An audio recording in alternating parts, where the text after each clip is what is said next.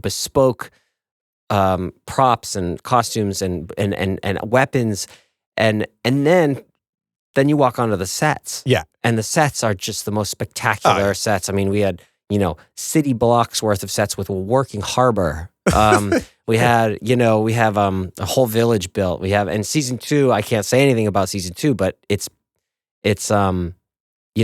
more. It's more. It's more. Yeah. I mean, it was spectacular. Welcome back to No Set Path. I'm your host, Drew English. If this is your first time joining us, thank you so much for being here. If I've timed this right, this episode should be rolling out just ahead of the release of Season 2 of The Rings of Power on Amazon Prime, which is perfect because my guest this week is Alex Disenhof ASC. He was the primary cinematographer for Season 2 of the show. We had him here in studio, had a great casual chat about all things filmmaking, work-life balance, the return to Middle Earth. He's such a good dude, a real joy to talk to, so I can't wait to get into it. Without further delay, here is my interview with Alex Disenhof, ASC. So I'm not really sure where to start all this, but I guess the easy softball question is what got you into filmmaking, or what started the bug? Yeah, sure. Yeah. Well, first of all, I just want to say thanks for having me. It's cool to be here. It's cool to walk from my house. I just walked from my house to be here. I walked here. Pretty it's sweet. Great. It's amazing. Yeah, so I started really young. I was probably 6 or 7 years old when my grandfather was an amateur photographer. He had a darkroom in his basement. And my uncle's a photographer, again, amateur photographer, but really into it. And so I was always around it, or image making. And so I started shooting photos as I got into kind of my early adolescent and into teenage years. I started making, home movies, started shooting my friends skateboarding and rollerblading and biking and snowboarding, all those things. Just always had a camera, shooting my friends' bands. And my high school teacher, we had a TV class in high school, and we actually had a little studio and some cameras, multicam stuff, and then also just like handy cams. We had some the Final Cut, one of the early Final Cut, suites. Yeah. And my high school teacher who ran the class said, "You're going to be a cinematographer one day." After kind of being with me for a year, I didn't know what that was. I was devastated because I was like, I want to be a director. Yeah, but it was the premonition. I didn't know. Well, and I also didn't know the difference, right? Sure. I didn't at that point in my life. I was probably 15. That was a new word for me. Yeah. But that's what started that kind of that bug, that track for me. I started paying attention to who was shooting movies, who the cinematographer was on set. And so by the time college rolled around, I had a one-track mind. I applied to one school, applied to Emerson College in Boston. I grew up 30 minutes north of Boston. So, where'd you grow up? Salem, New Hampshire. Yeah. I went to school in Lowell, so. Oh, yeah. I was born in Lowell. So there you Perfect. go. Yeah. Great. Okay. yeah. Okay, so you know that area. Oh, yeah. So yeah, I applied to one school, early application, got in. I knew right away. Yeah. And when I got onto my first student film set, I saw the cinematographer, and I said, "Oh yeah, my teacher was right. That's the job I want." I like the idea that they're creating, they're holding the camera, they're using my first discovery of lighting, like actual using lights to tell stories and not just to expose an image, but actually to create an atmosphere. It was a moment I'll never forget, actually, of just like that realization that this was what I'm supposed to do. It's interesting. I went through something similar with music because I was all in on music. Like I was obsessed. Like that's all I wanted to do. And I wanted to be the guy who made all the scores for the film. So once I kind of put that together, I would just dweeb out on score. And I remember, it's funny that you actually worked on a Lord of the Rings project, which we'll get to, but when I watched the original trilogy, right? When they started coming out with like the extended like DVD box sets, and I got like the Fellowship of the Ring box set, and I would just find all the stuff on music, anything on music, I would just like binge that over and over and over. Yeah. So I understand what it's like to get bit by that bug. And it's great that you've like seen it through to like the most top level that you possibly can, because it doesn't happen for everybody. I mean, no, I mean, I've been so fortunate. You know, I really like it is. I do pinch myself sometimes, because even though it can be a hard life, you know, especially as somebody who has a family, and the unpredictable nature of what we do, it certainly can add an element of stress to one's life. But at the same time, I mean, I am doing exactly what I hoped I would be doing, and really never thought it would happen the way it did. You never really know. But no, I mean, even just going back to what you just said about the Lord of the Rings box sets, you know, those came out in such a formative time for me. Yeah. I was in high school, and I remember the moment sitting in the theater in The Return of the King and saying, whoa, this is amazing. This is definitely something I want to do. You know, and then getting those DVDs and watching all the behind the scenes. And so then to get a call to go and kind of go back to Middle Earth as a cinematographer was just beyond. Isn't it weird? It's like, I don't know if you have this experience, and maybe it's because I spend maybe a little too much time online. It's like, holy shit, like all these people who are doing like substantial things. I can't think of a single one of them off the top of my head, but it's like to think of how those projects and those past films have like inspired like a generation of people. I know like people went through that with like Jurassic Park, and you know, they've turned into like big filmmakers or whatever. It's really interesting. Okay, so film school. I actually have a bunch of friends that I've met in our business that have gone to Emerson. It was a great experience. Made some amazing friends. Just got a great education in terms of being on set every weekend. Yeah. You know, I didn't have classes on Fridays, so it would be Friday, Saturday, Sunday. I was on set every weekend of every year. You know, and there's some amazing filmmakers. You know, the Daniels just won 8 Oscars. They were at Emerson at the same time I was. Oh, you man. know, their DP, another DP. There's so many really interesting filmmakers who kind of came up together. And I think the reason why I liked Emerson too at the time, and this isn't like a paid advertisement, but it wasn't competitive. Like NYU, I remember going to NYU and touring, and it felt very competitive. Whereas Emerson felt like a community, and it really was. So I went out to LA my senior year. You know, Emerson connects you with these different companies. I ended up at Partizan, which sure. Yeah, they do commercials and music videos, and Michel Gondry, the French filmmaker who did Eternal Sunshine of the Spotless Mind. Great movie. It's his, it's his company. He was the co-founder. Oh, that I didn't know. Oh, that's cool. Yeah, nice. So through that, I got to know him. I also, you know, so I was doing everything from filing paperwork to, you know, just being just the runner, bringing checks to the bank, whatever. Yeah. But to me, it was like, wow, I'm in the business. I'm in Hollywood. Cool, you know, this is amazing.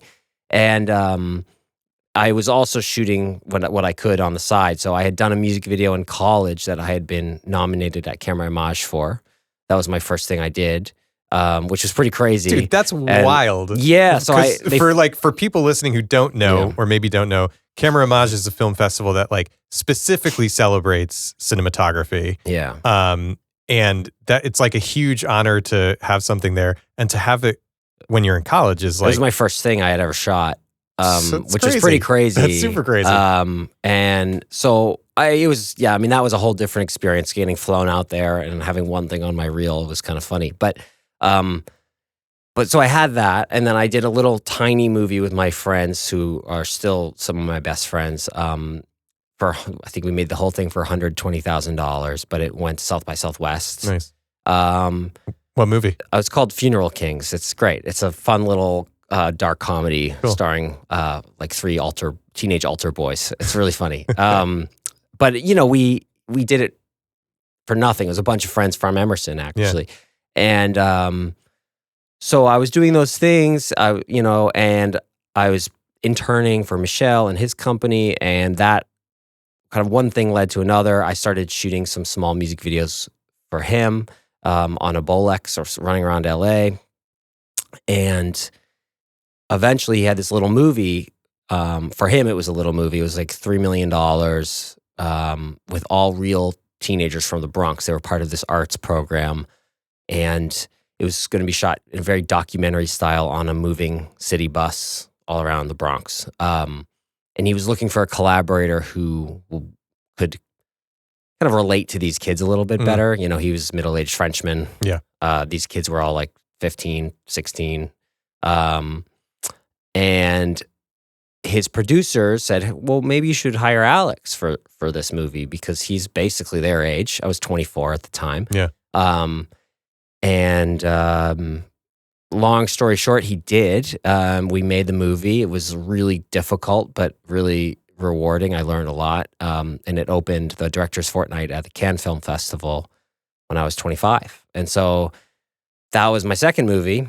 And that was kind of what led me to become a full-time narrative DP. And I joined the union, and I got my first agent and all that stuff. So I was quite young, and I was very fortunate to get the opportunities that I got. I'm still kind of blown away by like the age you were at when all this stuff started happening. Because when I was 25, I didn't know shit. You know? Again, I mean, I was fortunate. I think the biggest advantage I had was that I knew what I wanted from a very early age. Fair enough. You know, I was a teenager when I really set my sights on cinematography. I'll also understand that that's unusual. Most people don't have that kind of flash of inspiration where they feel like they know what they want. So I don't take that for granted. And then the fact that things happen so quickly for me was a lot of right place, right time. I mean, I worked my butt off, of course. I think you have to, but I, again, don't take for granted the fact that, you know, none of the people who took the risk of asking me to do something with them had to do that. You know, I was so young, and I didn't know a lot, but they saw something. I don't know if it was just the willingness to kind of, you know, bust my ass or what. But they took a lot of risks, and you know, I wasn't strategic, especially at the beginning. There was no strategy. There was just like, I got to shoot everything I can. Yeah. You know, once I started, you know, once I kind of got my foot in the door, and once I had this, you know, these films that had been at these major festivals, and my agent, then I started to be more strategic, and that also is a different whole thing, which I actually think I managed pretty well. Again, you never really know. You know, you never know if a project is. There's like only one or two times in my whole life where I'm like, this is definitely going to be awesome. Yeah, you know what I mean. Yeah. You hope, but you know, making a film, it's a miracle that any film gets made ever. You're not the first person to say that. And and you know, you're at the mercy of a lot of people. It's community art making, so many things. You can have all the great ingredients, but if you know, they might just not mix together well. Whatever you know. So again, you know, you can do your best to be strategic about picking your projects, but sometimes you just again have to be pretty lucky. So there's this concept of like, and this is not an original me phrase, something I picked up somewhere else, but like luck surface area, where it's like, you know, you increase your luck by just like doing the thing that you're trying to do and creating more opportunity for yourself. Yeah. It speaks to the idea of like just doing what you're doing because you want to be doing, or because that's the craft you want to focus on, instead of like, there's a time and place for strategy. I totally agree with that. But it's not necessarily in the creative process all the time. Like it's hard to, as you say, know in your world, is this film or this show going to be the thing that like, you know, levels me up to the next place I want to go or whatever. And it's, if you go into projects and like your craft thinking that way, it's really probably not the best, best position to put yourself in. Yeah, that's exactly right. I mean, you have to just do what speaks. I mean, when you're first starting, you just do whatever you can because the more you do something, the better you get at it. And then if you have traction and you get to be more selective, it's really about being selective about what you think would, you know, fulfill your creative soul. Did you, you know, I know you mentioned you really worked your butt off to get to, you know, get to a position where you were like able to pick up some of the lower hanging fruit from Michel's company and stuff like that. Yeah. I guess my question is, how methodical were you with your training, or did you just kind of have a natural like inclination to shooting, and you just took that natural ability coupled with, you know, whether it's like rapport building or just like other people skills you have, and like parlay that into getting your career off the ground? I guess it's a really long-winded way of asking, do you have any like self-assessment? Like what's your unfair advantage? Is it a technical? Right. Is it a relationship building thing? Like what's your unfair advantage other than right place, right time, and all the luck stuff that goes into a lot of creative process? I'm just curious. Sure. Oh, it's a great question. I don't consider myself a very technical person. When I was beginning, I mean, I am interested in the technical craftsman. Like I'm interested in the technical stuff in the service of our craft and of our storytelling. I like to know what's out there because I like to know how I can use it to tell a story. I'm not somebody who loves to like dive really deep into, you know, resolution or, you know, the very latest little gadget or whatever. Totally. And at the beginning of my career, I had a lot more free time, and I certainly did try my best to kind of read up as much as I could, watch films as much as I could, and try to harness the technical, because I was a bit worried about it, to be honest, because I wouldn't consider myself a very technical person. So that I knew was kind of my maybe my weak point. So I did overcompensate a little bit. That said, I don't think you can't really learn it until you do it, right? There's something, maybe some people can and just read it in a book and remember. For me, I have to just get my hands on it. I'm a visual learner. Yeah, man. Trial by fire. You just got to get out there and do it. Yeah, and also you try to work with people who know better than you, and that's how you learn. So I try to hire a really good crew who, especially early in my career, most of my crew had more experience than I did, and they kind of helped me along, you know. And I would have the idea. Might not be able to execute the idea technically, but I would say, this is what I want to do. This is how I want to do it. Okay, now tell me how I should do it. You know, and that was kind of this process. And then in terms of I think the thing that maybe has helped me along the way is I try to be the nicest person you can work with. I really think that's super important. I try to be good to work with for the producers, for my crew, for the actors, the director, obviously. Like I really want to be amenable in every way, because ultimately we spend so much time with these people. And I'm not the most talented person out there. I know there's so many incredible artists, but at the end of the day, it's a relationship business. And if someone is thinking about hiring two cinematographers, one's really talented, but maybe has a reputation for being difficult, and one is talented, but is also a guy who everyone wants to work with on a day-to-day basis.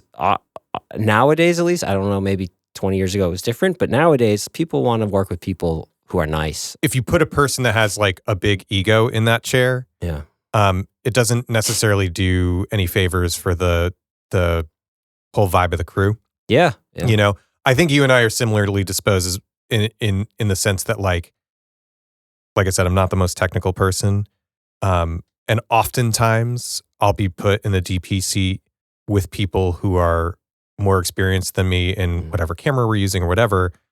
It took me a little while to kind of get out of the imposter syndrome head with that and just accept the fact that it's like, well, when you're in that seat, you're kind of more of a manager, like a creative manager, creative directing the camera department. It's like, if you're good at talking to people and having creative oversight and having creative ideas and passing it off to people you trust to like execute, it's like... And being organized. You know, I mean... It's like half the battle. Oh, yeah. And as the projects get bigger, it's so much about people management and politics and the things that you don't learn. You just, I mean, you can learn some of it, but ultimately you have to I think some people are naturally a bit better at it than others. But I think the one thing everyone can do is think about how they're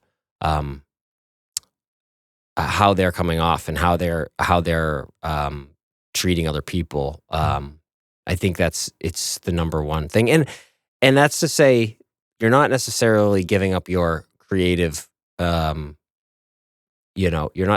not that you don't stick to your guns creatively and you don't speak up and say, this is what I believe in, and you can be strong, and you can have strong ideas, and you can have, you can defend your ideas willfully. Yeah. But I think with the understanding that it's a community of people coming together to make something, it's not just about you. I think it really is. I think that if there's one thing that has helped me continue to get work, is it's that, Yeah. No, that's awesome. And, just personally, I get it. Hearing you say that, I totally get it, especially knowing you a little bit more. Like when we met this past summer at like a filmmaker hangout. I'm like, pretty sure I think that's Alex Disenhof. I'm going to go say hi. And it's like, you just make yourself super approachable and like super down to earth. Which is great, which is like, if that's who you are, then that's how you should be. And that like translates really well to being on set. So my question, I'll frame it in like the most practical way possible, is like, what was the job that you remember being the first job where you walk on the set, you're like, there's no way I should be here as the DP of this film or show or whatever. It's like, they're going to find out that I don't know what I'm talking about. Like whatever goes through your head, it's like, I always think about reading somewhere Roger Deakins, like the first day on any film, he like keeps his eye buried in the eyepiece most of the day because he's like, doesn't want people to find out he doesn't know what he's doing. Right. It's Roger Deakins. Yeah. It's fine. Like everybody has their process. Yeah. But like, do you remember a specific time being like, oh yeah, this is going to be weird? Yeah. It's funny. Okay, so to back up a little bit, I think I suffered from imposter syndrome for the first 5 or 6 years pretty severely. I was in therapy at the time, and I would tell my therapist, like, I'm not, like, I don't feel comfortable calling myself a DP. And this is after I had a film at Cannes. I had a film at South by Southwest. I had been nominated at Camera Homage. I hate to break it to you, man. I haven't had any of those things. I still call myself a DP. Well, and I remember my therapist was like, he's like, well, how do you make money? I'm like, well, I'm a cinematographer. Yeah. It's like, you can call yourself a cinematographer. You are. But, there's this feeling that you have. You're like, yeah, but, Totally. I get it. And I had that for a long time. Although when I walk onto set, I don't feel that, which is, that's cool. I feel very, I think it's because I have confidence in my ideas, even if it's not a good idea, maybe, but I always feel there's something about being on set and being with other people and bouncing ideas around that I feel comfortable with, and I've always just naturally felt comfortable with. So it's funny. I think during the prep process, I feel like, oh God, I don't know.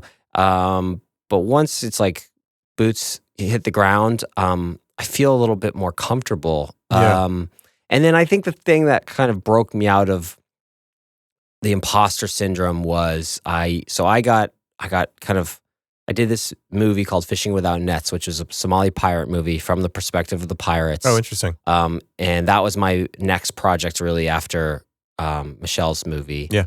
And that was one I knew was going to be really difficult, but really special. We shot in Kenya for 77 days on a $3 million budget. But it was amazing experience. It won the directing award at Sundance. It was the thing that, it changed a lot for me because of how difficult it was. I finally kind of felt like there was no choice but to be confident and to kind of just go for it. Yeah. And then when it came out and it did well and people were responding to it in a way that I think we all hoped they would, that confirmed to me that, okay, maybe I am doing some of the right things, And then that was actually the job that got me my first big studio gig, and so I was like 28 by then. Yeah. And went into the studio world, and then my first pilot I did in the studio world, I was nominated for an ASC award. So that What pilot was that? was for The Exorcist. Yeah. Okay. And so that again, like that was kind of confirmation. So moving up into that world, being like, they were like, "Who's this kid?" The studio didn't really want to hire me, but again, the filmmaker Rupert Wyatt, he took a chance on me. He changed my whole life, because he took me out of the indie world. He plucked me out and put me in the studio world when the studio was like, "I don't know if we want to hire this guy," but Rupert was like, "You have to." Yeah. And they did. I again just kind of did what I always do, which is I worked my butt off. I was receptive to ideas. Like, I feel very lucky to have gotten to this place in my life where I feel comfortable calling myself a cinematographer, and feeling like confident in that. And the doubt creeps in other ways, but not in that way, Right. So yeah, and it's an ever evolving process of like, having a family and starting having a young child, and my relationship to my work is different now than it was 100%. 2 years ago before 100%. I had a son, and I think that's something I'm sure that will continually evolve, and for the rest of our lives. Yeah, I mean, look, you're the man to ask, because anybody, like, I've gone through it, and I think we all kind of go. It's a continual process, right? I don't think it ever stops when you talk about work-life balance, having a family, especially with what we do. But you're kind of at the extreme end where your jobs are months and months, sometimes a year. Yeah. It depends on the context and the setting. But it's like, how have you found? What's the evolution been like when you knew you wanted to like get married, start a family, kind of do that, and how that would relate to what you do as a career? Because I mean, and you've seen it and I've seen it. It's like personal relationships, like marriages, a lot of times end in divorce, and there's like a lot of broken families because the industry is hard, because a lot of times you're away from home. And I know we've talked outside of this where it's like you're fortunate that you can at this stage travel with your family and you have a good setup. Yeah. But like kind of outside of that specifically, more like big picture, like how do you handle the work-life balance when the career is so demanding? Yeah. But every time I've run into you on the street, it's like half the time you're with your wife and kid, and like, Well, I think, I mean, it's not we're not in a fair business. And I think most industries that are super competitive and demanding, they're not fair to the partners. Yeah. Right. I mean, it just isn't. Yeah. So I think it's like acknowledging the first step is acknowledging that, because I think something that my wife and I have worked on for many years is like making sure, and it's not a perfect thing, right? It's always like, again, evolving and checking in with each other, but it always like making sure that we both know that this isn't fair, and that I'm acknowledging her the work and sacrifices she puts in to allow me to pursue my dreams, right? Yeah. I'm in a fortunate situation where my wife can still work and travel, so she can kind of pursue her things as well, which I know not everybody has. Sure. But that doesn't diminish the difficulty of the hours that we have, and that when I'm working, I'm pretty much, even if she's with me and even if my son's with me, I'm an absent. Yeah, you're I'm inaccessible. an absent person. I'm just so buried in the work, especially in America. It's much worse over here than it. Like, I've just did a bunch of years in England and New Zealand, and it was much better. I've heard it's it's a world of difference, but particularly in America, it's a cultural thing to basically work till we drop. Yeah. And it's I don't think I have a perfect answer, because I don't think it's a perfect situation for anybody, but I think it's about just when you do have the time, making sure you have quality time and that you make it your job. Like I'm the primary caregiver to my son right now while I'm off because I let my wife work and she's writing a book. So it's like Cool. she writes her book during the day into the evening. We have our nanny, but I also I wake up with my son and get him breakfast and I put him to bed at night. Yeah. I do all the things I know that I can't do when I'm working. Yeah. And so just making sure that there's some sort of equal balance when I can. Yeah, man. I mean, well, that's the answer. Yeah. And the answer is just recognizing that it's not perfect and always trying to do your best or do better. Yeah. I mean, yeah, I totally feel that 100%. And, I think for me, fatherhood has really put things in perspective in a really positive way. Same. And it gives 100%. you a very realistic approach to work and career because, now you have a career as a cinematographer that myself and others would be easily jealous of in terms of the work, right? Yeah. But when push comes to shove, it's we're the same. At the end of the day, no matter what I'm doing, it's I want to pick up my kid and play with her and whatever. 100%. And I think it really puts it in perspective. And I do love the answer of there is no answer, but just knowing that it's not perfect is enough because it's a constant. Well, it goes a long way. Balance, yeah. And I think if your partner knows you're making the effort of and you're understanding that the situation is not great because of your work, I think that goes a long way to kind of feeling like you're on the same team. And then I also would say this, some people,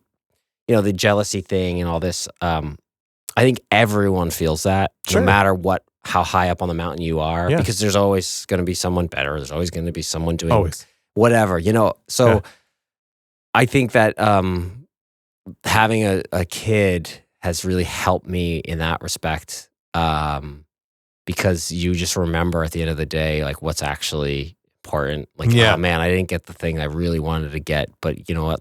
When I walk through that door, this little kid is running up and just yelling my name and so happy. And, you remember, it's so cliche to say it. Everyone says it, but it's because it's true. It's totally true. And I think that's something that's been great and it's healthy because it allows you to kind of check yourself a little bit. You're well, look how lucky I am. I have this beautiful person who loves me. Totally. But this is, kind of at the crux of why I want to have these conversations. It's because, someone who doesn't know someone like you in your position can make a lot of assumptions or just, but it's when you're able to have a conversation, just be at the end of the day, we're all just dads or moms or whatever. Yeah, it's so funny. Yeah. Yeah, man.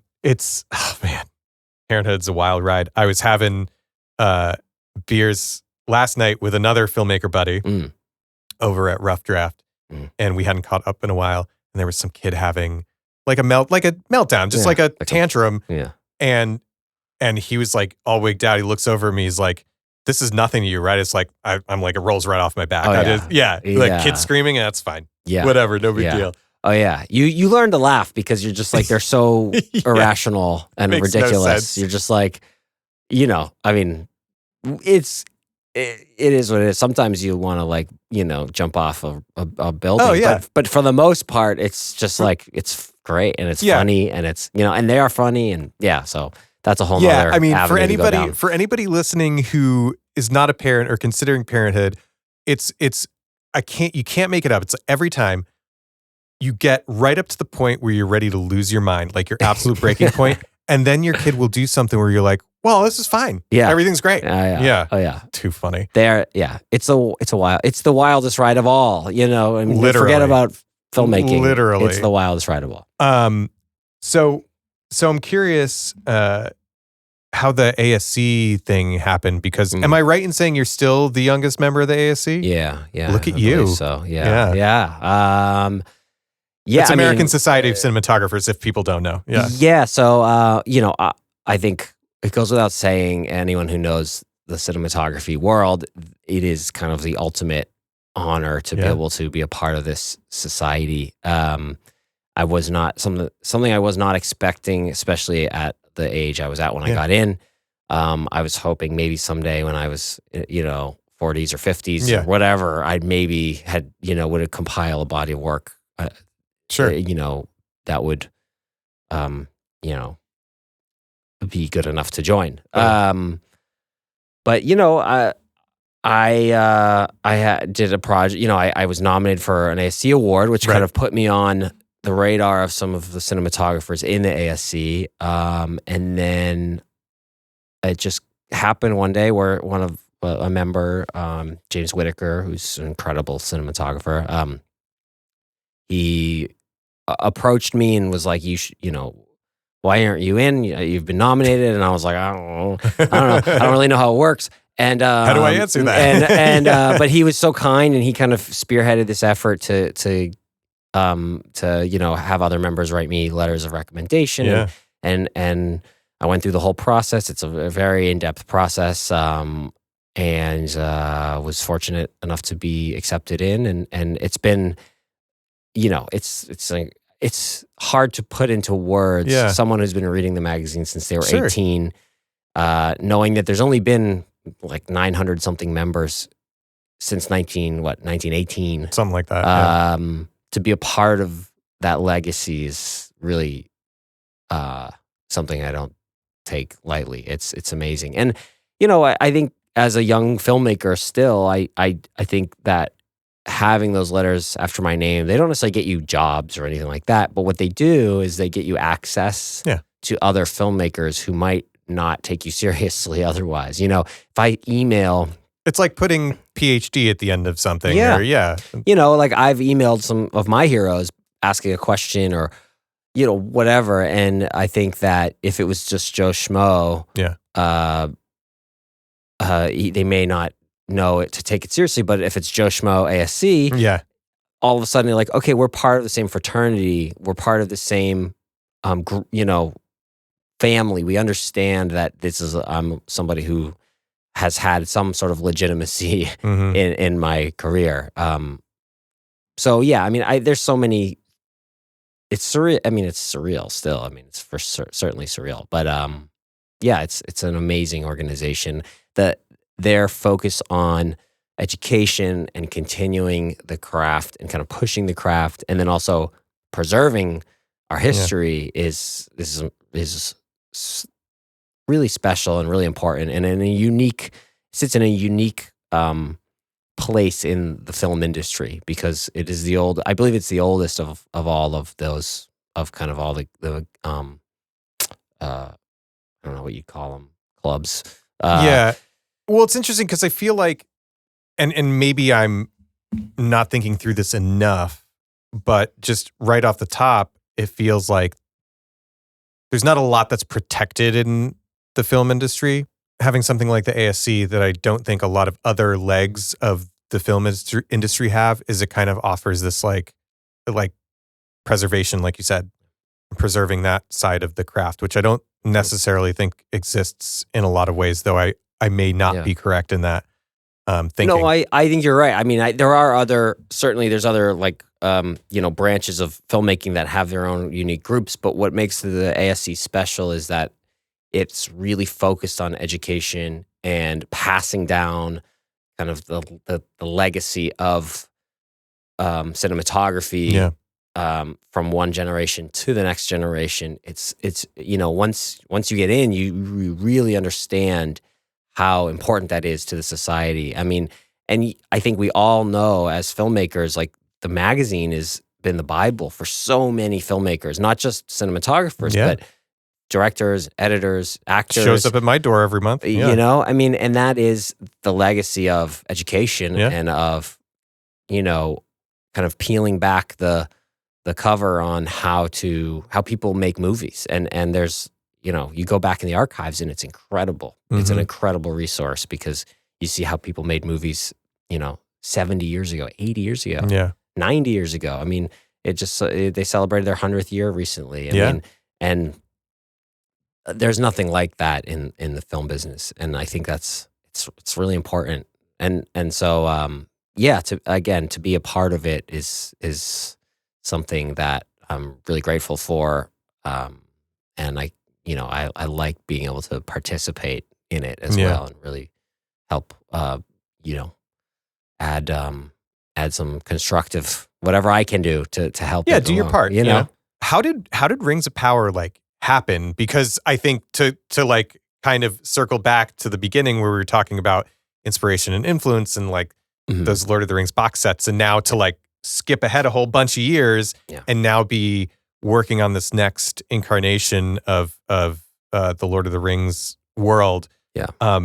How did that happen, and what did it feel like to be a part of that? And this is mostly for my own inner dweeb as well as people listening, No, I mean, it's I ask myself that all the time. How did that happen?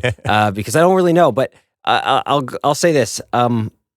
I'd only done one, or that's not true. I'd done 2 jobs in my life where I wasn't the kind of first DP in, right? I usually try to do, start on the ground floor with pilots and do movies. I like, I think any cinematographer would like to be the person on the ground floor. Yeah, of course. I've done it in certain circumstances where I haven't been because of other outside forces, but opportunities have come up that were interesting, which is, Watchmen. Yeah. I wasn't, but it was, again, I had another job I had fallen through. I was like, oh man, I need to work. I just bought a house in LA, and it came along, and it was Watchmen. It was this very special project. Yeah. And then I had done another show called Legion, which again was really interesting. But I was still very hesitant about like, oh, I'm not the first DP on the ground. I don't want to do those kinds of jobs if I can avoid it. Yeah. Like come in and have to like fill somebody else's shoes or replicate what they're doing. Yeah. Yeah. And but then, so I was doing a show called The Mosquito Coast, which I did the pilot for. I did the first few episodes for. I was in Mexico. I remember it was like a Saturday, and I was walking around this little city in Mexico, and I got a phone call, and it's the producers of The Lord of the Rings, and they just were, hey, we want to meet with you. I still don't know how they got it. No idea. But as someone I am a maybe huge. Maybe it's better you don't know. No, by the way. I never asked. Yeah. This was 2019. Well, you're too far down the road now. You can never ask. Yeah. So 2019. So it's like, almost 5 years ago. I don't want to know. But whatever it was great because I'm a huge Lord of the Rings fan. I'm a huge Tolkien fan. Those movies made such a difference in my life. And so it was not even a question. It was like, if I don't care if I'm the 19th DP and for this. Yeah. But what it was they said, hey, we have this chunk of 2 episodes of the first season, and they kind of go together, and we want a director and a DP to come in and shoot them like a big movie. And they're the apex of the first season, and it's the craziest thing you'll ever read in your life. You can't read it though until you come to New Zealand. And I just was like, whatever, man, sign me up. I'm in. And so I had one other meeting with them, but it wasn't, there was no real, like, I wasn't like competing. There was no interview process. I wasn't like competing against other people as far as I knew. It was just kind of like they called me up. I think they made sure I wasn't insane. And then, okay, he's not crazy. He's got the job. Yeah. And then COVID hit, and then it became all very scary about whether it was actually going to like happen. Was that just like a dream? Like what?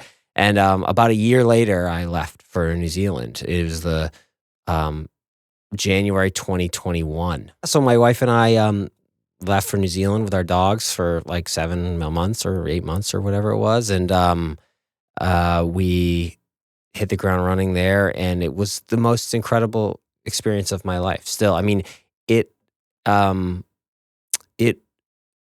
as someone who's like a movie fan and as a Lord of the Rings fan, to walk around just the workshops that they have. Yeah, man. And seeing the artisans, the chainmail makers and the blacksmiths. See, that's the thing that gets me. Is unbelievable. Because they were still working the Weta, right? Yeah, we have Weta workshops, and I'm telling you, like we had a leather shop. Dude, I remember watching like on the original DVDs. trilogy, the DVDs. Yeah. and they talk about the costumes, and it's Oh, like they yeah. show you like the detail and the thing that you never see. Yeah. But it's like felt not seen Exactly. kind of thing. And it's just like the world building and Mhm. the creation of this like And that's what space. this was. So So as it cool. was one of the most kind of amazing days of my career was just walking, never mind shooting, but just walking around and getting introduced to all the artisans and seeing the hundreds and hundreds and hundreds of people who are crafting these, bespoke props and costumes and weapons, and then you walk onto the sets. Yeah. And the sets are just the most spectacular sets. I mean, we had, city blocks worth of sets with a working harbor. We had, we have a whole village built. We have, and season 2, I can't say anything about season 2, but it's more. even more. It's more. It's more. Yeah. I mean, it was spectacular. And So so cool. to be able to walk onto those sets and to be in Middle Earth again was truly like an incredible experience. But like this is part of the why, right? Because it's like we could talk about like career, blah blah blah, until we're blue in the face. But like I get like little tingles where I'm like, dude, you got to see the thing. Yeah, you got to be in the place, and at some point, it's like your inner kid takes over, and it's not about the cameras or the lights or the epic filmmaking achievements. It's just about like finding that like voice that's your inner kid and just like leaning into it, which is so cool. It's so cool. I mean, truly, that's what it was. And to be able to kind of pinch yourself and say, this is, in a million years, I wouldn't have dreamed that I could be doing this, because this is what, 16-year-old Alex wanted. I could go on. It was a very special experience, very unique experience, and something that I'll always have. Like I'll always be able to take with me, because it's just, that's so great. The stars aligned in a very special way. I love all of that. Not only like being able to like come full circle on like childhood dreams, but also just like it's so cool for you to be like, oh, it would be great if I could work on something like this, but I'm not at a place where I can. And then it's like literally just a few years later, like get the things call. have merged, like the lines have intersected. Yeah. That's so dope. Yeah. And so somewhere in there, you left LA and moved to the Hudson Valley in New York. Yeah. What was that all about? Just looking for a change? Looking for a change. You know, okay, well, let's, I mean, the deep dive into it is, I've been very fortunate in my life and my career to kind of achieve a lot of the things that I wanted to, that I dreamed of doing earlier than I maybe thought would, if at all, if they would ever happen.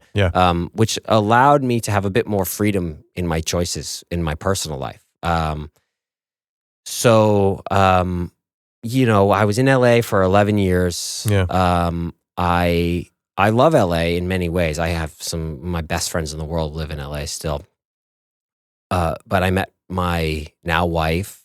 She didn't like LA. I'm from the East Coast. And I also really wanted to start a family. And I felt like, well, I'm never here. I'm never working here. I mean, I think I shot 2 narrative jobs in LA in 11 years. So, I was always somewhere else.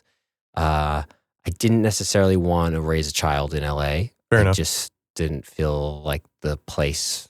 That's why we left New York, because we want to start a family and not do the city thing. And we knew, my wife and I knew that the life that we live, because of my work, it's a circus life, right? And so we'll only have a certain amount of time to kind of rest and lay our heads somewhere. Let's find somewhere we love, that's peaceful, that fits more of what we picture our life wanting to be in a domestic sense. And we had some friends in this area. We'd come visit. We loved the area. And then when we found our house on Zillow one day, and we were like, that place is awesome. Like, let's just go look. And we had already had an engagement on the East Coast. We had to go to anyway for some family stuff. We stopped over here. Like, okay, this sounds awesome. And so we just kind of went for it. And it's been the best decision in my personal life I think, or, outside of, meeting and marrying my wife, but, it's like, it's such an important decision and something that it's one of the best decisions I've ever made. I love it here because it still has culture and interesting people. I mean, here we are, two filmmakers talking about stuff in your podcast studio on the street that I live on. Totally. Feeling like I wasn't giving up my, this. I was nervous leaving LA for a more rural place, thinking, "Oh, am I going to miss the culture?" Right? But this is not that. This does not have that problem here. We are still in the kind of New York City sphere, and zone of influence. So you have a lot of really interesting people and artists and restaurants, and it is much more conducive to our peace in our life. Well, again, I think it's all about perspective and gaining perspective for yourself. I always get in this trap of oh, if I'm not in the place with the people, then I'm going to have a harder time doing the thing. Right. And, fill in the blanks as you will. Yeah. But, I think it's really about gaining that perspective and moving out of the city. I was also nervous. Yeah. For a different reason. I was I built my whole filmmaking career in New York, don't know anything else. So it's I'm never going to work another day in my life if I move out of the city. Obviously, that wasn't true. Right. And it's been very, there's been a lot of self-realization that's happened, kind of plucking myself out of that scene, out of the scene, right? And putting myself in a different spot. Now, granted, we're, in two different spots. Yeah. I'm not doing I'm not traveling all over the world to shoot at this stage. But, I think the sentiment is similar where it's it's done a lot for personal growth and for family growth and to make me feel like a well-adjusted adult man. Yeah. Well, you realize, I think too, as you get older and you have a family, you realize more and more that life isn't just your career. Oh, yeah. I think, again, it's super cliche to say it, but it's true. And I think, when you're in your 20s, it's a great thing to be able to focus on your career and be super selfish. And because you want to get, and you want to launch yourself in the world. And it's a very hard business to kind of have a career in. Oh yeah. I was fortunate enough to kind of have this engine behind my career early enough where I felt like I didn't need to be in LA anymore. Yeah. That, it wasn't going to lose anything. Am I a little bit bummed out that I got into ASC right after I left and so now I can't just hang out at the clubhouse all the time in Hollywood? Sure. Yeah. But, it's okay because there's a million advantages of being where I'm here. And I've created a great group of friends here and our son loves it here. And it's kind of a dream here. So I think especially nowadays, the modern world that we're in, how much of it's remote and how much, once you start to ask around here's the other kind of thing people don't realize, I think there's a lot of really big famous filmmakers that you all know out there that don't live in LA or New York. Absolutely. But I think people don't quite understand because they don't advertise it, which I think it's fine. It's fine, yeah. But more people than people realize actually don't live in a major hub. And maybe they started there, but they left. Because, and also I think, and I've probably said this before on another episode, but I think it's a really beautiful place to be if there's any kind of positive connotation that came out of COVID, is that, the being anywhere is more accepted now. 100%. It's where are you? Yeah. Okay, cool, no big deal. No it's you don't have to be in a hub, or, or hanging out in the scene. No. As long as you're doing the work you want to be doing and you're making enough noise to get the jobs you want to get. If you're talking about what we do or any creative career, really, it's you can be anywhere. Yeah. Which is awesome. It is. Which is totally great. Yeah. I mean, I think if I were to tell a young filmmaker who's just starting, who wants to make, to be in the Hollywood system, I would say, okay, you should go to LA, you should go to New York, you should go to one of those places and get your foot in the door there because it is easier and for sure. But don't feel constrained to staying there because ultimately if people like working with you, they're going to want to work with you. And you get to a point where no matter what your setup is, no matter what your situation is, I mean, you get to a point where you kind of know where you're like, okay, I'm ready to go, try something new. And, are there nerves that surround that? Totally. For sure. But you figure it out. Yeah. What's next for you that you can talk about? I'm doing a 7-episode miniseries for HBO called Task. And it's from the same creator as the guy who wrote Mayor of Easttown. And it's great story, great scripts. So I'm really excited for that. So cool, I've officially already started, and I'll hit the ground on our location right at the beginning of the next year. Cool, dude. Yeah. Obviously, you're an easy man to find online, but if you wanted to send people one place, where would you send them? Ooh, that's a good question. Probably, if people want to talk to me, it would be my Instagram. Yeah. So that's Alex Disenhof _ASC. Got to put that That's ASC on there. Yeah, no. Yeah. I mean, a little self promotion. Yeah. Yeah. That's what everyone pretends that Instagram is not for self promotion, but that's all. That's all it is, really, isn't it? Yeah. I mean, let's be real. I mean, it's fine. It's that's a whole nother. I'll say one thing about social media in general. Yeah. I'm so glad I didn't have that when I was starting out. Oh yeah, it's awful. I think Instagram was kind of out there, but it wasn't a not thing. to where it is now. And so I didn't have it. I didn't have social media till I was like probably late 20s. Yeah. And I feel bad I think it's a very unhealthy place to be because of how it makes you compare yourself to others. Yeah. I was going to say, especially if you're talking about like self-worth or yeah. And I think whatever. Self-worth is a hard thing to come by in this business as it is. And especially when you're young. Yeah. And I don't think so just everyone out there who's on social media, remember, it's all lies. It's all lies. It's all smoke and mirrors. It's all a bunch of bullshit. So message Alex and then immediately get off Instagram. Yeah, exactly. No, we could talk if you need, but I honestly think it's like you just have to remember that like everyone has their own shit they're going through. Oh, yeah. Everyone, no matter what, again, you could be the very top of the mountain, and it's always still a process, and it's not. I think being jealous is a waste of time. So It's a good spot to end it. Dude, thank you so much for being here. Of course, really appreciate it. Thanks for having me. All right, everybody. That was my interview with Alex Disenhof. I hope you enjoyed it as much as I did.